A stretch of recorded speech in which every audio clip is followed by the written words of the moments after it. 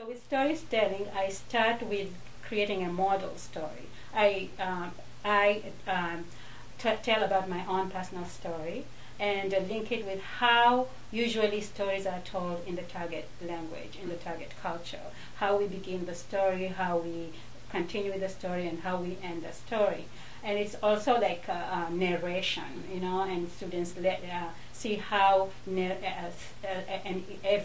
activity or something in an episode in my story, how it progresses in the narration that I do. So I do a model story, post it on the wiki, and if there's any images, I post on the wiki, and then I also record my story. So students can go to the wiki page, to my site, and read the story, listen to it, and also there is a comment section. They can write comments on my story. And then in class we do the same thing. I come and retell the story in front of them, and then we discuss it. If they have any questions, they ask and for clarification. So that's the beginning.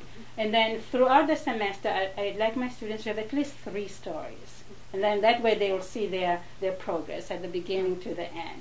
And then they tell their stories in class, but they start by posting them on the wiki, and then go and maybe correct and look at how they're writing. And then once the first story is complete, other students will go and write their comment on each other's stories. They record their stories and post them there. And later on at the end of the semester, I'd like for them to combine the story and create a podcast of their stories. Yeah. So that's how it works. And throughout the semester, they will be doing something on their experiences, maybe at the elementary school.